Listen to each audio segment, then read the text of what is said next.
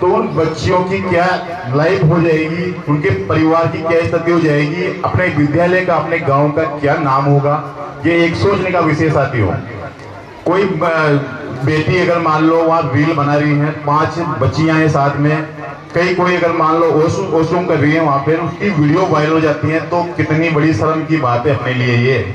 आज मैं देख रहा हूँ, अभी उसी दिन की बात है, मैं आया, साथ का साथ ही एक और परिणाम आ गया कि लंच के टाइम पे बच्चे मोबाइल लेके आ गए। अब स्कूल के अंदर मोबाइल की जरूरत कहाँ है? माननीय मंत्री मदन दिलावर जी ने साफ सुथरी बातों में कह रखा है कि स्कूल का जो स्टाफ है वो भी मोबाइल एक साइड पे रख कर बच्चों को पढ़ाने जाएगा। अब यहाँ तो बच्चे ही खुद मोबाइल लेके आ रहे हैं, तो ये तो एक सोचने का विषय है। आप मोबाइल लेके बताओ, स्टंट कर रहे हैं साहब, मोटरसाइकिल पे बैठ के स्टंट कर रहे हैं गांव से इधर 80-90 की स्पीड में। कल वो एक काका जी को 80 की स्पीड में मोटरसाइकिल वाले ने ठोक दिया साहब। और इनकी स्थिति देखो आज, उनकी मंचासी नतीजे से कहना चाहूंगा मैं, 70 साल की एज है उनकी, और उनकी कमर के पीछे की ऐसी हड्डी टूटी है कि बेचारों की जुड़ना मुश्किल है, और ऐसे संत आदमी के साथ। तो ये कहीं ना कहीं माता पिता अभिभावक, और मैं आपका तो नाम नहीं लूंगा गुरुजनों का, लेकिन उनकी कमी है। बच्चों को आप 16 साल की एज में मोटरसाइकिल क्यों दे रहे हो साहब? अरे यार उनको पढ़ने दो। और आज ठीक है, बाबूलाल जी कह रहे थे कि मैं अभी तगारी फावड़ा या पेंट का काम करता हूं, आप नहीं कर पाओगे ये पेंट तगारी का काम। मैं कह रहा हूं आपसे, फिर भी आप में वो तंदुरुस्ती नहीं रहेगी जो आज ये लोग कर रहे हैं। मेहनत मजदूरी का टाइम नहीं है। सतूर के अंदर एक सोचने का विषय है। हर गांव से देखता हूं मैं, बूंदी का गोटला के अंदर 90 बच्चों का सिलेक्शन हुआ है, किसी का मास्टर में हो रहा है, किसी का सेक्रेटरी में हो रहा है, किसी का किस में हो रहा है। सतूर से यहाँ देखे जाए तो यहाँ 10 भी सरकारी कर्मचारी नहीं है। मास्टर क्या करेंगे? मास्टर तो पढ़ाएंगे सही ना, मास्टर ज्यादा मुझे कहेंगे, इनके पेरेंट्स को कहेंगे, लेकिन पेरेंट्स को भी सोचना चाहिए। हम पढ़े थे, अभी हमारे बीच में भाई साहब थे, कोर्ट क्लास ये रे, अरे मास्टरों ने छोड़ो, इन्होंने में मारा है, इनकी भी हमने डंडे खाए हैं। रामलाल जी भाई साहब, हमने डंडे खाए हैं आपके। राज सिंह हरा जी थे उस टाइम पे हम लोग पढ़े थे, और हमने डंडे खाए हैं स्कूल के अंदर। और आज मेरी बात सुनो, हमारी टीम जो हमारे साथ के लोग थे, आज इतना तो निकल रहे, जो वो स्टंट दिखा रहे हैं, ये वो कर रहे हैं। साथियों, एक सोचने का विषय है। कटिंग करा रहे साहब, बड़े बड़े बाल हैं, साइड पे कटोरा कर दिया, ये क्या बात हुई भाई? गुटखा खा रहे हो स्कूल में आके, मोबाइल को बाहर दुकान में रख रहे हो। साथियों, ये बिल्कुल बर्दाश्त नहीं होगा। मां साहब, मैं आपसे कहता हूँ, ऐसे बच्चों के खिलाफ अनुशासनात्मक कार्रवाई करो। 10 दिन का मैंने आपको समय दिया था, उस दिन सभी बच्चों ने माफी मांगी थी कि 10 दिन के अंदर अगर कोई दोबारा दिक्कत आती है तो हम लोगों को यहाँ से टीसी काट के भेज देना। मैं आपसे पुनः कह रहा हूँ, अब की बार अगर कोई बच्चा गलती करता है, आज कह के जा रहे सारे अभिभावक जो भी हैं, आज के यहाँ अतिथि वगैरह, सबने एक ही फोकस रखा है। हाँ, और जो विद्यालय प्रबंधन समिति है, आप उसको भी कहो, उसमें प्रस्ताव लो, आप आपके ऊपर मत लो। एक दिन की बात है, एक मुझे कॉल करता है कि सरपंच साहब आपसे मिलना है। मैंने कहा भाई क्या हो गया? मैंने कहा यार कई स्कूल में चलना है। अरे मैंने कहा बताना। मैंने कहा मार साहब साइन नहीं कर रहे हो, तो मैं खुद मार साहब कह दूं यार, छोटे मोटे जाति मूल आए ये साइन होते हैं। मैंने कहा मैं कह दूं? फिर नहीं आपको आना पड़ेगा। मैंने कहा आप कहाँ हो? कि मैंने कहा मैं स्कूल। मैंने कहा मैं थोड़ा दूर हूँ, अभी आ नहीं सकता, कोई विशेष बात हो तो बता। तो वो बोलते हैं कि मार साहब हमारे बच्चों को स्कूल से टीसी काट के भेज रहे हैं। मैंने बात करी, रीजन जाना, रीजन जानने के बाद मालूम चला कि वास्तव में वो लोग टीसी काटने लायक थे। मैं मैडम को धन्यवाद दूंगा, रचना मैडम को, किसी के सामने दबी नहीं, झुकी नहीं, और मैडम ने पूरे जोश के साथ कह दिया उसको कि तेरी टीसी कटेगी। टीसी काट के उसको यहाँ से भेज भी दिया। अब देखिए, एक तरफ अपन करते हैं कि विद्यालय एक मंदिर है, मेरे भाइयों ये विद्यालय मंदिर ही है। अब इसी मंदिर में लोग दारू पी के आ रहे हैं, टीचर्स से झड़प कर रहे हैं, दारू पीकर आ रहे हैं, इनसे कह रहे हैं कि हमारे बच्चों को पीछे मत काटो। क्या पढ़ाओगे तुम? तुम्हारे बच्चों को घर पे बिठाओ, उनसे मजदूरी कराओ, मेहनत कराओ, उनसे खेती कराओ आप। लेकिन इस स्कूल में ऐसे अभिभावकों की भी जरूरत नहीं है, उनके बच्चों की भी जरूरत नहीं है जो यहाँ आके दारू पी के और हमारे विद्यालय परिवार को दम खाए डराए। साथियों, ये एक सोचने का विषय है। शिक्षा की बात करूं मैं,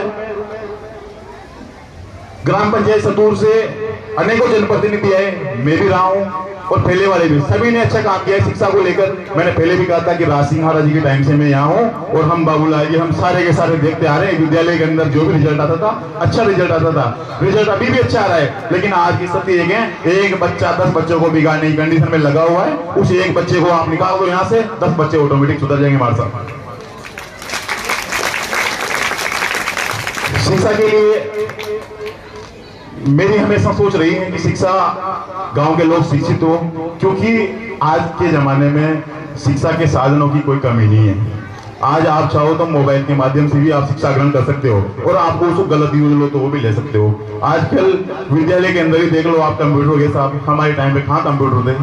हमारे टाइम तो भाई साहब ढंग से लाइटें भी नहीं थी। मैंने देखा है, मैं खेत पे रहता था, चिमनी से मैं पढ़ा हूँ उस टाइम पे लाइटें नहीं थी। आज तो 24 घंटे लाइट होगी। आज तो ठीक है, थोड़े दिनों की बात है, जगह जगह ट्रांसफार्मर लग रहे हैं, लाइटें आएगी, लाइटें आ भी रही है, आएगी। घर घर में इन्वर्टर हो गया, आज तो ऐसी है, लेकिन फिर भी आप नहीं पढ़ रहे।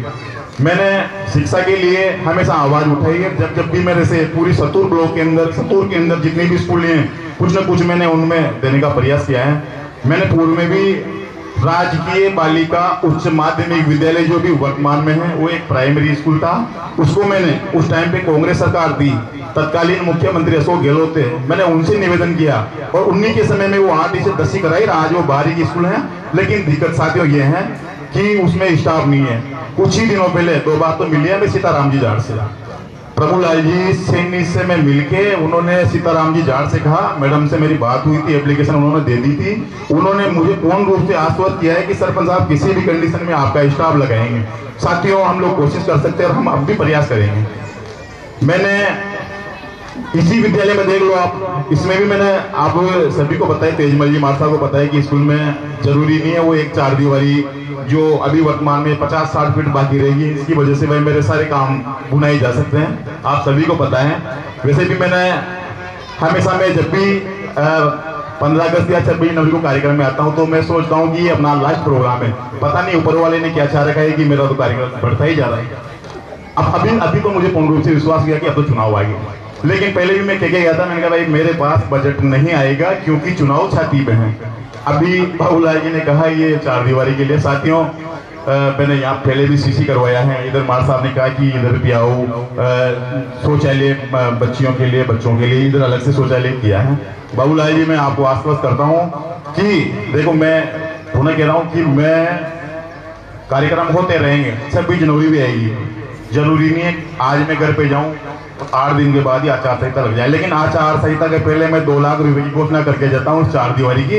इस 4 दीवारी का मुद्दा मैं घोषणा करके जाता हूँ। इस कार्यकाल में बने नहीं बने, लेकिन आने वाला सरपंच उसको बनाएगा। मैं आज की तारीख में कहके जा रहा हूँ 2 लाख की मैं स्वीकृति आज की तारीख में निकाल के जा रहा हूँ। साथियों 4 दीवारी की बात होगी, अब खेल मैदान की बात। आप सभी को पता है कि खेल मैदान अच्छा कार्यक्रम खेल मैदान में होता है और होता है। वर्तमान में बारिश का सीजन है, बड़ी मेहनत से आप लोग विद्यालय परिवार के जो भी सदस्य हैं पूरी बच्चों की अभ्यास करवाते हो कि सांस्कृतिक कार्यक्रम और जो पीटी वगैरह हैं वो अच्छी तरह से हो। मेरी भी सोच यही थी, क्योंकि खुले में कार्यक्रम अभी देख लो आप, 3 शेड लगे हुए हैं स्कूल के अंदर, इतने कमरे हुए हैं, लेकिन फिर भी मेरे सामने जो साथी बैठे हुए हैं वो बरसात में भीगे, तो वहां पर तो बिल्कुल ऐसी व्यवस्था नहीं थी। नन्हे मुन्ने बालक जो भी थे, काशी जुकाम बीमारियां सभी थी, उसको देखते हुए कार्यक्रम यहाँ पे करवाया है। बाबूलाल जी कह रहे हैं तो कोई बात नहीं, हम सबसे मिलेंगे, जो हमारी जिम्मेदारी बनते हैं उसको कैसे किसी भी तरह से, ठीक है ये तो आज मैं हूँ कल वो रहेगा, पता नहीं कौन आएगा, लेकिन सबसे हम लोग मांग करेंगे और मांग करते रहेंगे। जिस तरह से बाबूलाल जी कह रहे हैं कि 50, 60, 70 लाख रुपए का वहाँ 3 शेड हो जाए मंडी की तरह, उसके लिए हम लोग पूरा प्रयास करेंगे। मेरे भाई ये आज मैं बाबूलाल जी को साथ में लूंगा। बाबूलाल जी मेरे से हमेशा कहते थे कि सरपंच साहब वार्ड नंबर 7 आबादी मनो रहे हो। बाबूलाल जी था को वार्ड नंबर 7 आबादी मऊबा में जना 1% कट रोजे 99% काम हो गया आप नमो कर दूं, क्योंकि पैसा भी जमा हो गया, जो 1300 रुपया जमा कराना था वार्ड नंबर 7 की आबादी का, मैंने आपका लेटर डाल भी दो।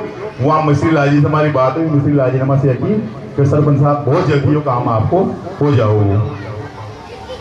थोड़ी सी एक गाँव के अंदर समस्या थी 11 केवी की, सारे बिल्कुल बाबूलाल जी हर चीज को मुद्दा उठाओ, 11 केवी को भी खर्च है। मैंने कोशिश करी बिजली विभाग में बात करी, एक्शन से मिलिया, ऊपरी लेवल पे मिलिया, और वो लोगानामा से की गए, मैंने वैसा की, मैंने कहा साहब ये 11 केवी तो गांव के लिए जानलेवा है, किसी भी तरह से यहाँ से अन्य शिफ्ट हो।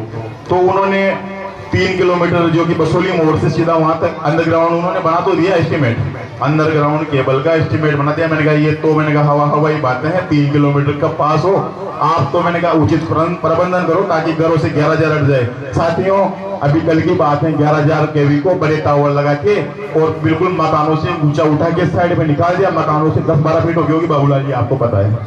ये मैं राजनीति की बात नहीं कर रहा, मैं गाँव की सोच को लेके बात कर रहा हूँ।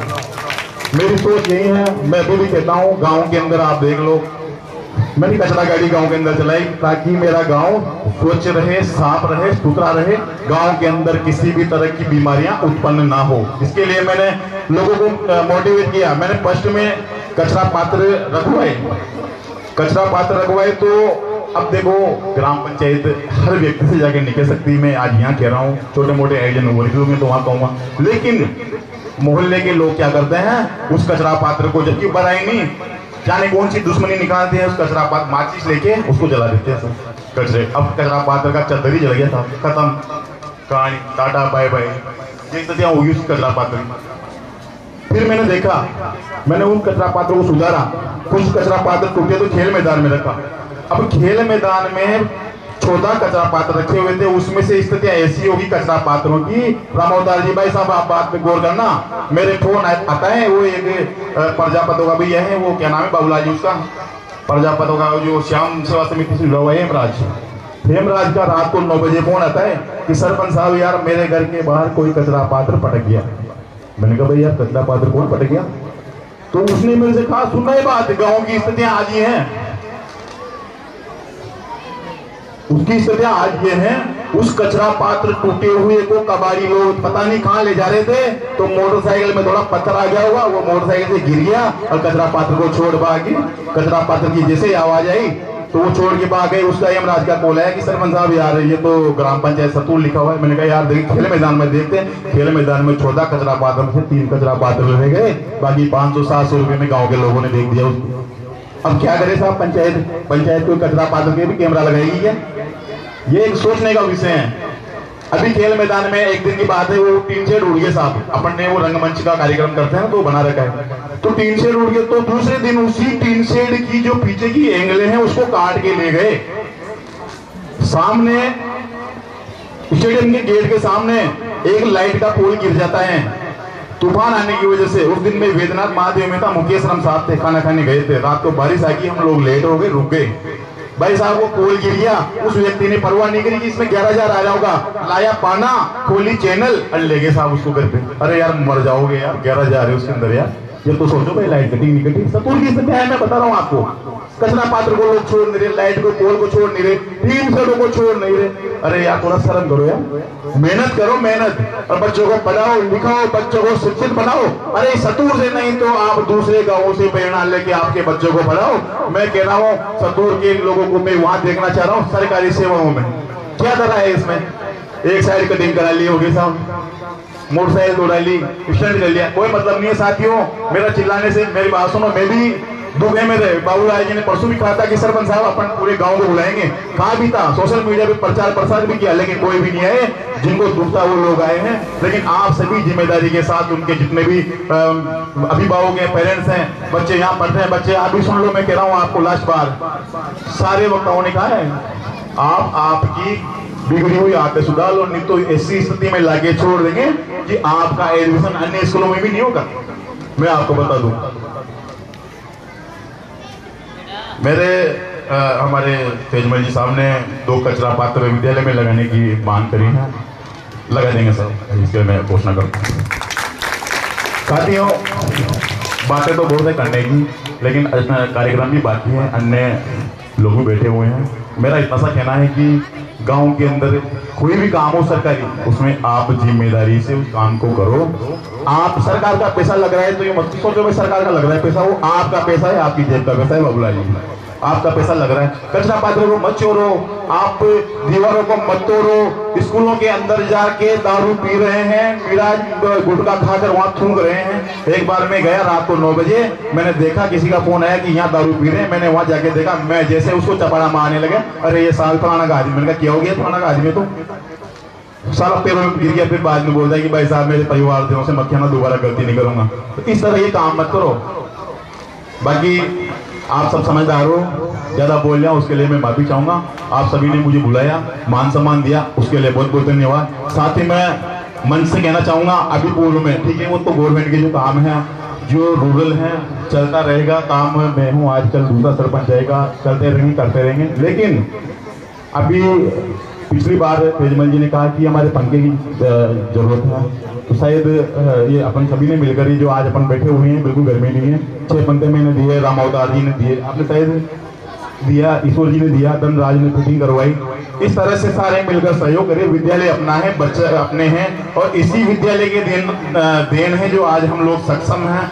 आज हम लोग जहाँ हैं वहाँ इसी विद्यालय की देन है, क्योंकि यहाँ से हमें शिक्षा मिली है। मैं अब भी पुनः कहना चाहूंगा कि विद्यालय के लिए अभी तेजमल जी ने कहा कि कैमरे, तेजमल जी मार साहब, मैं 5000 रुपए की कैमरे के लिए घोषणा करता हूँ। ये मंच पड़ा, मंच वाले भी खुलकर कैमरे की व्यवस्था करें, ताकि आपने विद्यालय के अंदर कोई ऐसी गतिविधियां हो तो कैमरे के अंदर आ जाए। धन्यवाद, आभार, जय हिंद, जय भारत, भारत माता की, भारत माता की, वंदे वंदे वंदे, जय श्री राम।